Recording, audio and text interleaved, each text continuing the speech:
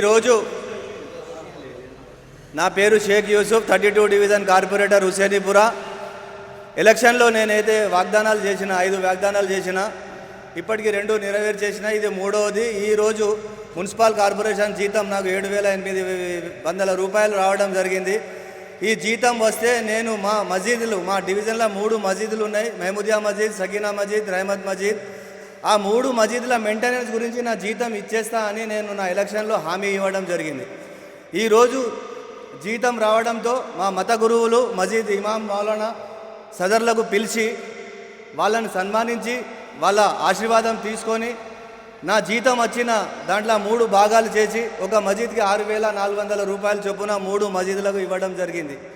ఇది ఇప్పటికీ అని ఇయ్యాలటికి అని కాదు. 5 సంవత్సరాలు అయితే ఏదైతే కార్పొరేషన్లో 5 సంవత్సరాలు ఒక కార్పొరేటర్ పీరియడ్ ఉంటుందో, 5 సంవత్సరాలు నా జీతం మొత్తం నా 3 మసీదులకు నేను మెయింటెనెన్స్ గురించి మసీదులకు దేవునికి దాతగా ఇస్తానని ఏదైతే హామీ ఇవ్వడం జరిగిందో నేను దాన్ని నెరవేర్చుకోవడానికి ఇవాళ మొదటిసారిగా ఇవ్వడం జరిగింది. ప్రతి నెల నా జీతం ఈ 3 మసీదులకు ఇచ్చేస్తా అని నేను హామీ ఇచ్చిన, అది నెరవేర్చుకున్నా.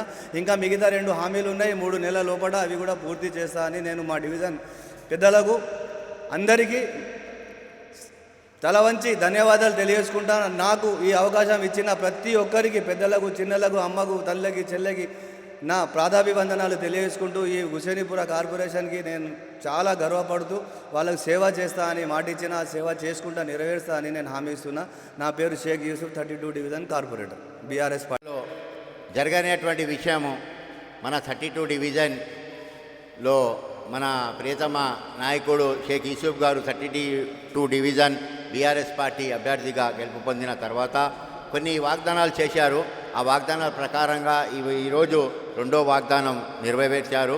అయితే నేను చెప్పేది ఏంటంటే, మన కరీంనగర్లో చరిత్రలో మొట్టమొదటిసారిగా మేము వింటున్నాం, ఒక కార్పొరేటర్ మాట చెప్పటం, వాగ్దానాలు చేయటము, దానికి పూర్తిగా చేయటం భారతదేశంలోనే కాదు, తెలంగాణలో, భారతదేశంలో నేను మొట్టమొదటిసారి చూస్తున్నా. ఎంతోమంది నాయకులు ఎన్నెన్నో మాటలు చెప్తారు. ఇప్పుడు ఉన్న ప్రభుత్వం కూడా ఎన్నో హామీలు ఇచ్చింది, కానీ నెరవేర్చకుండా పోయింది. కానీ ఒక చిన్న స్థాయి నుంచి వెళ్ళి ఒక కార్పొరేటర్ దాకా వచ్చిన వ్యక్తి తను చెప్పిన 5 వాగ్దానాలు ఏవైతే ఉన్నాయో, హామీలు అయితే ఉన్నాయో అవి నెరవేరుస్తుండో అది మొత్తం కరీంనగర్ తెలుసు.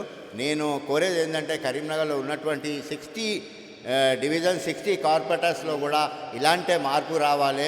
ఆ వీధికి, వాళ్ళ డివిజన్కు డెవలప్ చేయాలి, ఆ ప్రజల గురించే బతకాలి, ఆ ప్రజల గురించే సావాలి అన్నట్టుగా ఆ కార్పొరేటర్ ఉంటే, అలా ఉంటే మన కరీంనగర్ జిల్లా శిశసామలంగా ఉంటుంది.